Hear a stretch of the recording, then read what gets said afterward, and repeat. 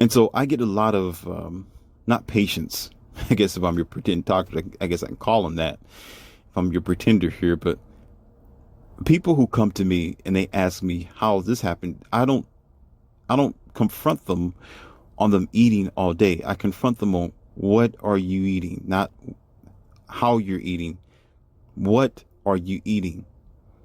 I worry about how you eating when you go by this dumb program of breakfast, lunch, and dinner. Go ahead and sicken yourself with the 3 cycle and don't give your colon any rest. You are damn near for sure to meet the hospital eventually, or probably your grave, eating like that. Your body don't need that type of stuff. You don't need to be eating so heavy that way. Give yourself some time to rest. Sometimes going on a fluid diet. No, let me get back on what I was talking about the patients when they come to me. Okay, I'll get back to the fluid diet thing. Okay, it depends on what they're eating and how much of it. Sometimes your body do need something at that particular moment, but what are you going to give it? Y'all give it Doritos, packs of Cheetos. Y'all give it Cheez-Its, bagels with cream cheese. Y'all go to McDonald's. You'll go eat a pack of ramen noodles. Y'all go eat some of y'all some hot dogs, a pack of bologna. So y'all eat all kind of things during that process. It's still damaging, as in the breakfast, lunch, and dinner type of idea or frequency. That's not going to help your body. It depends on what you're eating. Like if you're eating some lettuce, or you try to grab a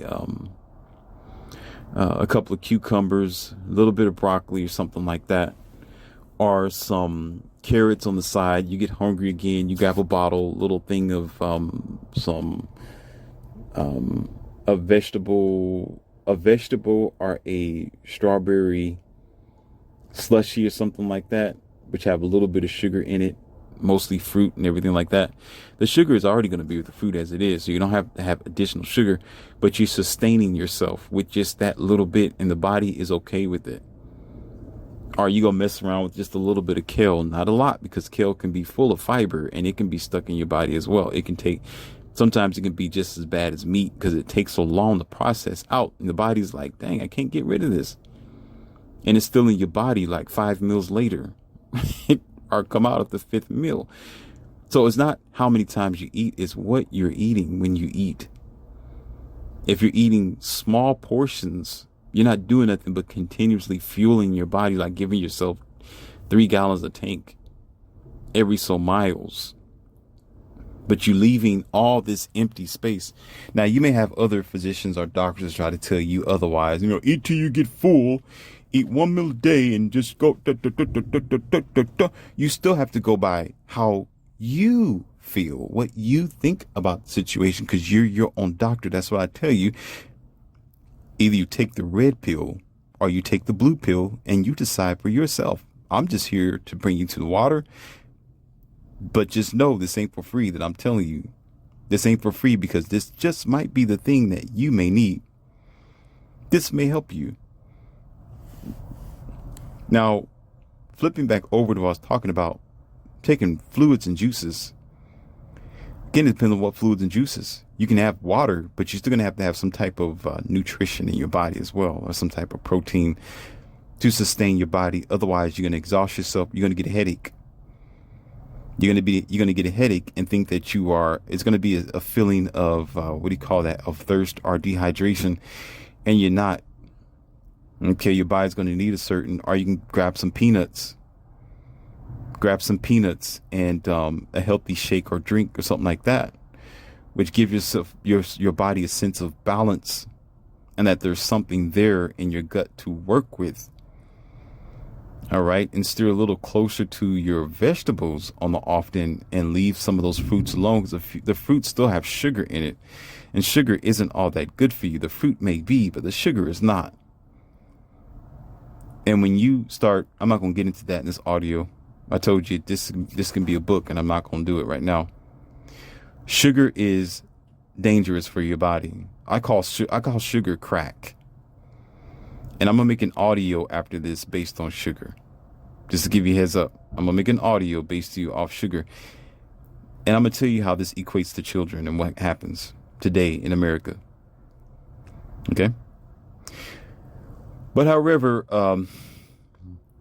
with that, to be very cautious and conscious of yourself, to wrap it all up, you have these three facets that you can choose to use based on, it's all about timing as well. When you choose to use them, make sure you have some time on your hands where you're at home. Are you going to sleep, which is the best time? You wake up in the morning, you go to work, and you forget about it. When you go to the bathroom, you realize instantly that your body is getting rid of all this stuff, and congratulations, because the rest of your day is going to be, you're ready to go. You cleansed yourself now. Now you're ready to, you got full energy to do something a little longer, to live longer. You drink from the sea of youth now, whereas other people, you see them when they're around you, they're frustrated, they're mad, their faces are all red and pink. They don't think straight. They're making mistakes. That's because the body's dealing with the chemistry in you at the same time. And you don't know it because the chemistry is a very unique thing. Your body is a masterpiece. And if you remember what I said, really take this home with you. Take this home with you and keep this in your diary or on your smartphone. Your body, number one, wants you to be comfortable, number one. It's not going to tell you that this is going on. It's not going to tell you that this is going on, but you will find out once it builds up. After the die is cast, then you find out. And usually that's when you have your problems. That's when you start seeing or feeling spots of cancer. This is when you got colon issues. This is when men start having erectile dysfunctions in certain areas. I'm not going to get to that right now. This is when your hair's falling out. This is when you start getting rashes and stuff. You don't know why. You got bumps everywhere. Why you got brown stuff all over your skin. Yes, my white sisters, I'm talking to you. My white sisters, why do you have brown stuff all over your skin? Where's that coming from, sweetheart? Your body is smarter than that. And some people say, well, we're getting dead cells. We're getting older. And no. Listen carefully. The body is smart, and it's an intelligent organic learning cell. And the more you do something, it's going to show over the years. It shows up, not instantly. When you're a little girl, you're 22, beautiful, big-eyed, long hair, walking around, sundress, flip-flops. You don't notice this when you have an ice cream cone in your hand and you're outside blowing balloons and you're playing with your sister. You're okay. You don't know. Your body's still like, I don't like this stuff. I don't like this stuff, but you like it because it tastes good to you. The biggest crime that humanity can do on itself is what it puts in its mouth. It's a crime because you think it tastes good, but it's not good for you. And so if you do that, you're 20, or no, you was 8 years old, and you turn 12 to 15, 18. You do that for 30, 40 years. Let's just say 42 years. You do that for 42 years. For 42 years, your body was trying to tell you in its own way, but it wasn't really screaming it out at you, but it showed you through your chemistry, your mood swings, and your attitudes. And eventually, here it is. Once it shows up on your skin, it's too late. Now it's surgery time. Now it's Noxzema. Now it's skincare cream. Now it's Jergens oil and things like that. I know about this stuff. I told you, sweetheart. I know about you. Now it's too late now. Your body, listen, it's done now. The body, it's 40 years in, 20 years, 30 years in. It's already on your skin. Once it gets that far, that means you went too far, sweetheart. You went too far. When you could have cleansed it a long time ago, or stopped the food, or your mom and your dad should have been on Morpheus's page. They should have knew me. Okay, they should have listened when you was 12 years old, 8 years old. To say, no, I love my baby. And while you screaming, I want my ice cream, I want my milk, I want macaroni and cheese, I want this, I want that, I want ham, I want bacon in the morning, mama, I want my Pop-Tarts, I want that. I want yogurt, Go-Gurt. I know all that crazy kid stuff, junk. I want jelly, I want Jello, I want jelly beans, I want what do you call that? Gummy bears. I want this, I want that, I want this. I want toast in the morning from white enriched bread with modified cornstarch. My God, you want this stuff with butter, whatever you do. And it will be up to the parent at the time to think about it, say, no, you can't have it. I'm going to give you something simple. I want something sweet, mommy. No, okay, I'm going to give you 2 pieces of strawberries right here.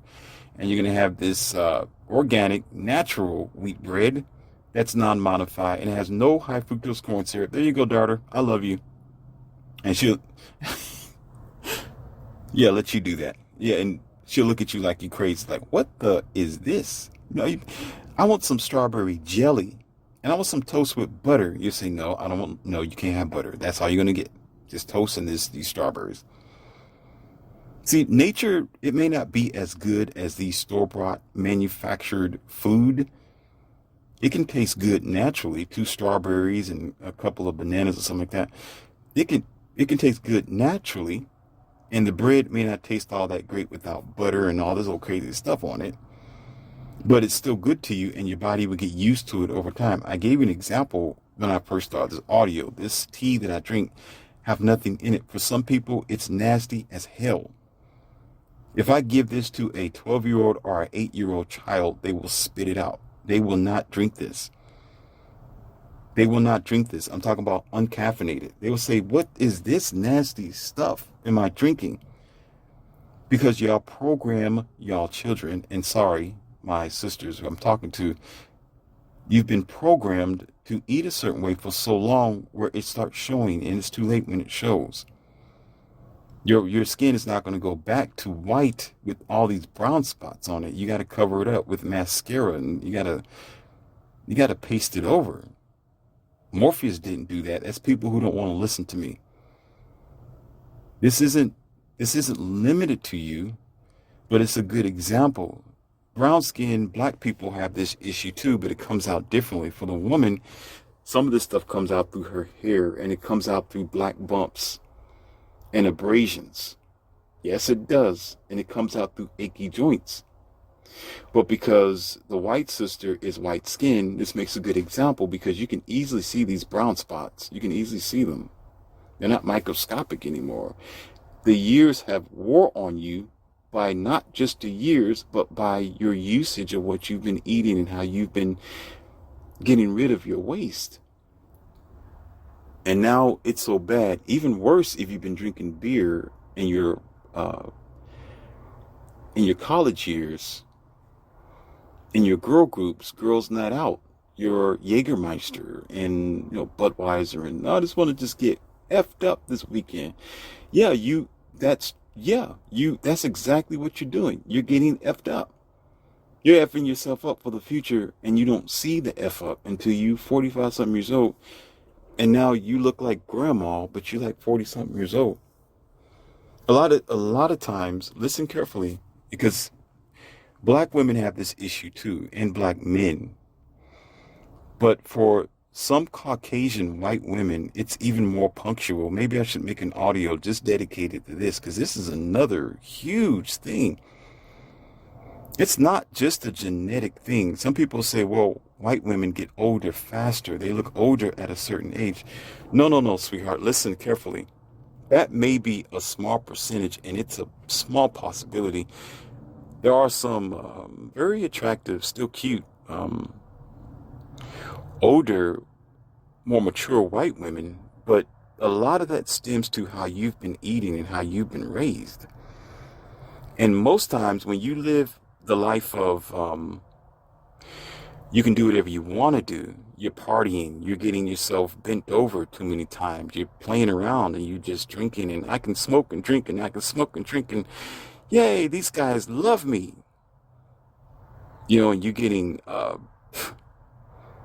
my God, you're getting so many things done to your body. Tattoos everywhere.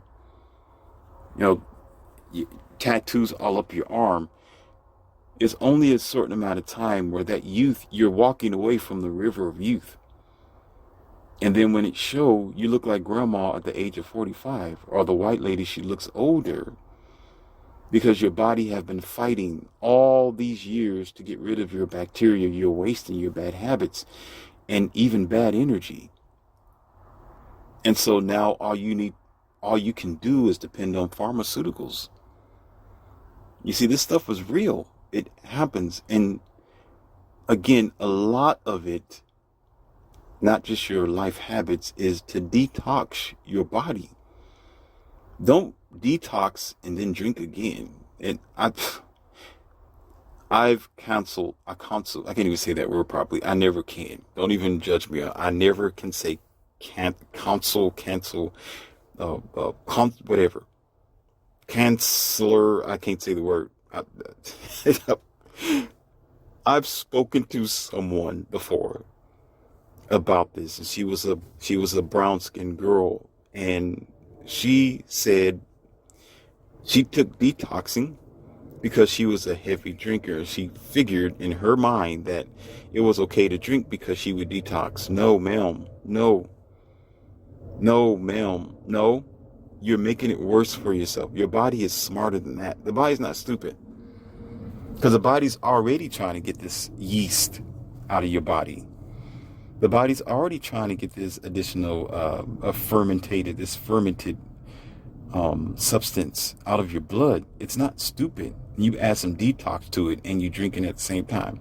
I'm going to drink, I'm drunk, and I'm going to do detox. I'm going to drink, I'm drunk, I'm going to do detox. I'm going to smoke some weed, I'm going to detox. I'm going to smoke my cigarette, I'm going to detox. I went partying yesterday and I ate some really bad food, but I'm going to detox afterwards. No, ma'am. No, ma'am. No, that's what you call nulling the situation. I just lost the word. I'm not going to try to look for it. You're nulling it. You're defeating the purpose. You're destroying yourself. It's a pointless situation. You might as well just leave the detox alone. Because you're not getting anywhere. Because now you're agitating the body now. Because you're doing one thing and you're trying to take something else in. Okay, you're not going to do anything but get older. And eventually you start looking like grandma even faster. And your hair start falling out. And if your hair is already thin and stringy, it's really going to be thin and stringy. You're not going to know why. And here comes your dead ends. Then what happened? Listen carefully. I need y'all to check up on this. Listen. Check me out. Check me out. Eventually, over time, you end up feeling or thinking you need to cut your hair because things are going bad for you. You start getting frustrated and you start gaining weight. And this is how you end up, especially with my white brothers. This is how they end up with their wife being big with short hair. See, I'm giving you the keys right now to the river of youth. Should you take the red pill or not? You don't want to take it? Fine. What harm would that be if someone tells you, don't go out the house today because boulders are flying out of the sky? What harm would that be to actually stay inside the house that day, when the consequences of staying inside the house is just avoiding a possible situation, than to just go out there and gamble with something that you probably really don't want to gamble with, because there's no chance of coming back from a boulder flying down and hitting you. When life is just like this, you're not going to get your youth back. Once you start getting some colon work done, I know too many gentlemen that have had that done, and I do my research. I ask them these hard questions, and it always leads to them saying, well, I did not know that until the doctor said. Just like a song. I did not know that until the doctor said. I didn't know until the doctor said. I didn't know until the doctor said. Mm-mm. Yeah, all the time. I get it all the time. And those who are aware, they will take their poison and their detox at the same time and still be sick. It's either one or the other. You put your body on the track of health and then you stay on that track. The consequence isn't going to be soon, it's going to be later.